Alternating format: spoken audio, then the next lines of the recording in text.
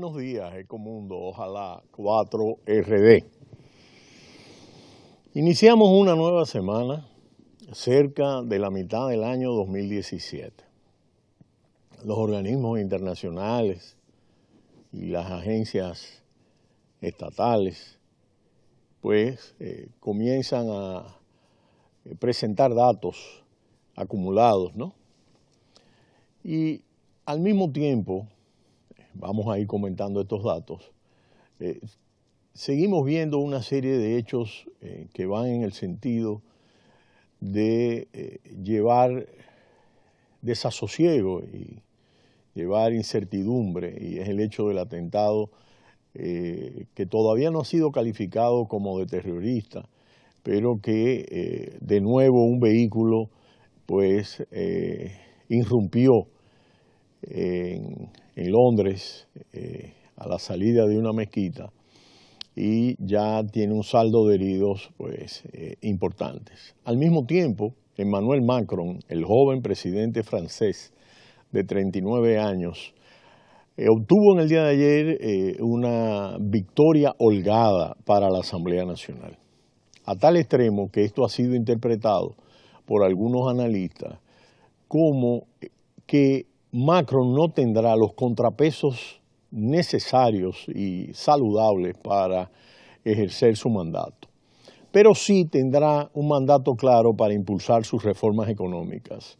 De manera que está por verse cómo se va a ir desarrollando esta situación en Francia, interesante, porque un partido nuevo, prácticamente, el que forma Macron, es un político que no había tenido ningún cargo congresional, sino ministro de Economía del presidente Hollande, pues gana la presidencia y al mismo tiempo gana las elecciones legislativas de medio término.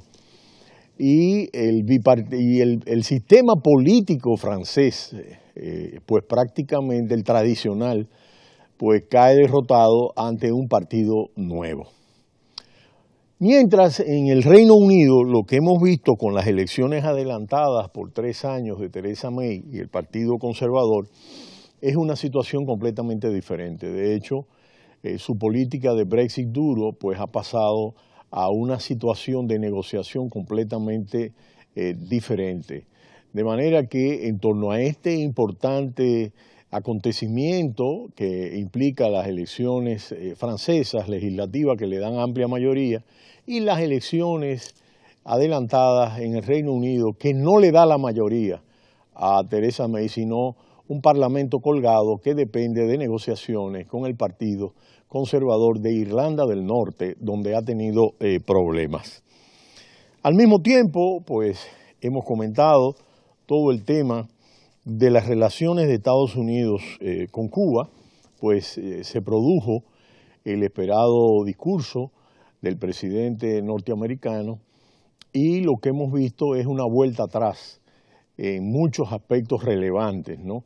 Sin embargo, no es para desmayar en el sentido de que existen las dos embajadas, existen lazos ya establecidos, unos 100 vuelos diarios, y aunque hay cortapisas a establecer negocios e intercambios comerciales entre los Estados Unidos y el gobierno cubano y el aparato militar cubano, que es una parte sustantiva de la economía, no es menos cierto que no fueron impedidos una serie de aspectos importantes en términos de las remesas, aunque sí en cuanto a las posibilidades de viaje. Pero existen en los estados del sur, como hemos comentado, tanto legisladores como gobernadores republicanos que tienen intereses agrícolas, que están interesados en el mercado cubano, y hay algunas empresas norteamericanas, unas pocas, unas 2 establecidas ya en Cuba,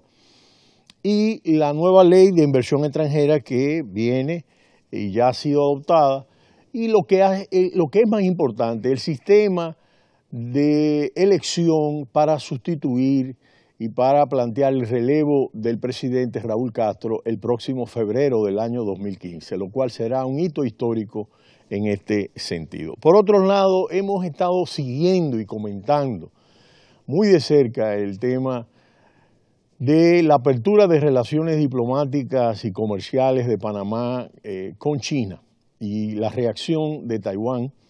Hubo una reacción simbólica donde se bajó la bandera de Taiwán en la sede diplomática en Panamá y una reacción pues negativa de parte de las autoridades taiwanesas que pierden un importante país en su limitada representación diplomática y comercial del mundo de apenas 20 países, donde las principales 11, alrededor de 11, están concentradas en Centroamérica, el Caribe, y esto indiscutiblemente que es un punto importante. Costa Rica se había adelantado en el 2007 a la apertura de las relaciones con China, y habíamos dicho, y esto es muy relevante, cómo Guatemala estaba ya cerrando un acuerdo con México para establecer un TLC con China.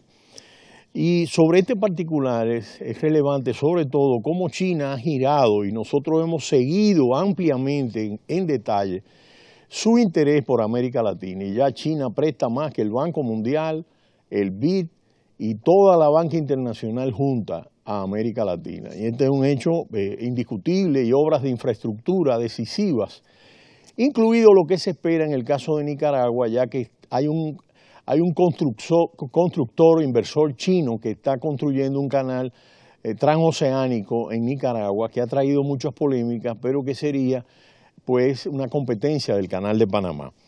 Por otro lado, y vamos a comentar un interesante reporte de una investigación realizada en la Red Académica de América Latina y el Caribe sobre China, que se elabora en la UNAM, donde las empresas chinas presentan un creciente interés en América Latina y el Caribe, la cual se ha constituido en una piedra angular de su expansión exterior.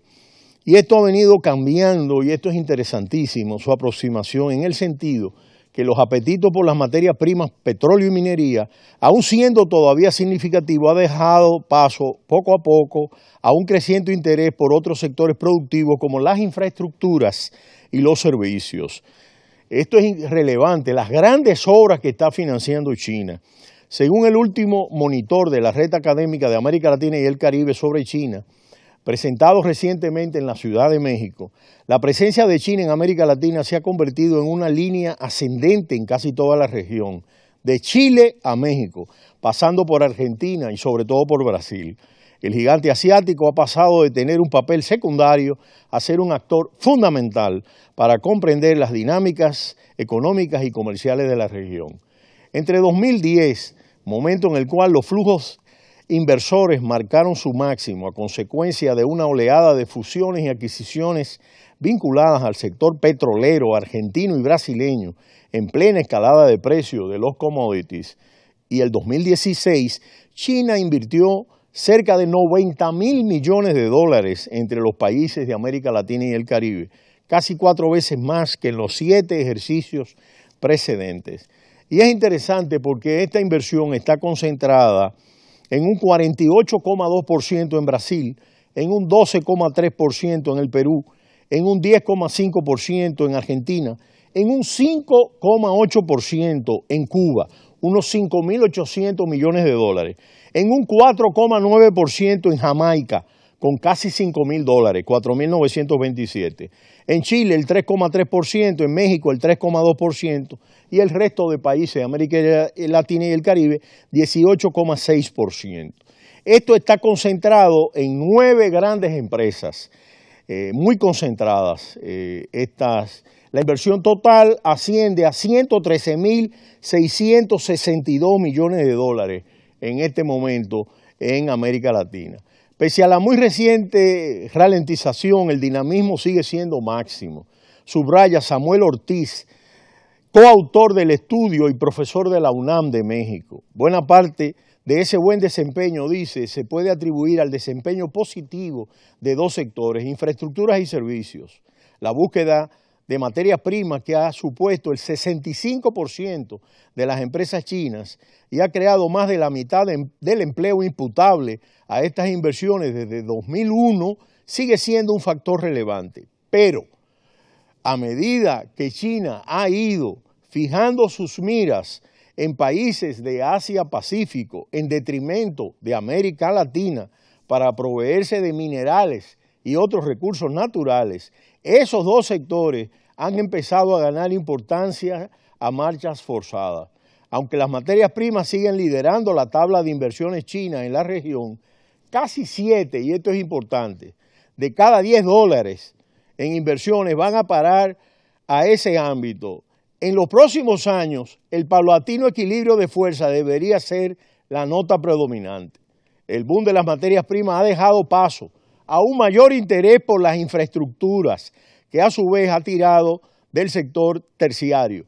Latinoamérica se ha convertido en un lugar atractivo para China en esos ámbitos, explica Enrique Dussel Peters, coordinador de la Red Académica de América Latina y el Caribe sobre China, y coautor junto con Samuel Ortiz del último informe sobre la inversión extranjera directa en la región. A su juicio, el cambio, y esto es importante, destacable en la matriz inversora. China busca nuevos mercados y en América Latina tiene grandes oportunidades. La mayoría de inversiones del gigante asiático en América Latina y el Caribe siguen siendo la titularidad pública. Entre 2001 y el año pasado, estas compañías supusieron el 77% de los desembolsos de capital y generaron casi 7 de cada 10 puestos de trabajo relacionados con la inversión extranjera directa. Sus motivaciones se alejan del criterio de rentabilidad privada, dado que es la empresa pública la que invierte masivamente. El profesor de la UNAM se inclina por pensar que son otros factores los determinantes, fundamentalmente estrategias de desarrollo de corto, mediano y largo plazo del sector público chino, que entre otras cosas pasa por el aseguramiento de recursos para el futuro. La otra gran característica de la inversión china en Latinoamérica es la concentración. Tan solo 9 empresas chinas suman casi la mitad de la inversión en los últimos 16 años. El 46% de la inversión china total desde principios del siglo XXI. Y 3 países sudamericanos, Brasil, Perú y Argentina, recibieron 7 de cada $10 invertidos por China en la región. Ampliar el ámbito geográfico de las inversiones en América Latina y sobre todo invertir para que las instituciones puente entre ambos bloques económicos sean más especializadas y en consecuencia más efectivas son 2 de los retos pendientes para el futuro de estas relaciones entre los dos bloques. Continuaremos analizando este nuevo énfasis de las inversiones chinas en América Latina en titularidad pública, en grandes obras de infraestructura y de servicios que realmente representan por ambos lados aspectos importantes del Estado y el gobierno chino y de los estados y los gobiernos de América Latina por grandes obras de infraestructura y de servicios, de bienes públicos que vean hacia toda la población.